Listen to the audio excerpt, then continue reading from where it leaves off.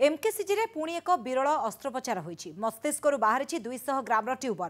Neurosurgery विभागीय मुख्य रवि नारायण पंडांग नेतृत्व में एक डाक्तरी दल 8 घंटा काल लगी मस्तिष्करू मांसपिंडुला काढ़िबारे सफल होइछन्ति। गंजाम जिला बड़गड़ अंचलर शांति महाराणा एक प्रकार पागल हो जाइथिले। ना काहाकू चिन्हि पारुथिले ना किछि सुनि पारुथिले। मस्तिष्क रे मांस बढ़िबा परे बंचिबा मरिबा सब समान हो जाइथिला।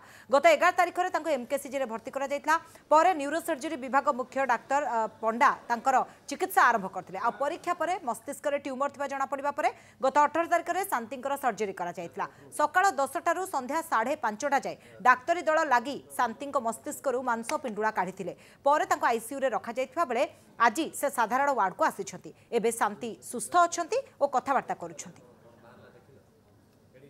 कथा इन कयार टिके टिके तास बेस इन को तो सेना राति रे तो केण हेला आ जानि पालेन किछ एबे इंडिया टिके टिके सुबुछि एकानी पखड़ागा सुबने मिरी हे रे किरा सुबिलानी राति रे हम ताको एमआरआई कर सारला परे तार मस्तिष्कर बाम भाग रे गोटे 15 सीएम वर्सेस 10 सीएम रो गोटे मेनिजियोमा थिला। ताकू गला बुधवार दिन 18 तारिख दिन आमे ऑपरेशन करिलु। ब्रेन भितरु 250 ग्राम रो गोटे बड़ ट्यूमर बाहर कलु।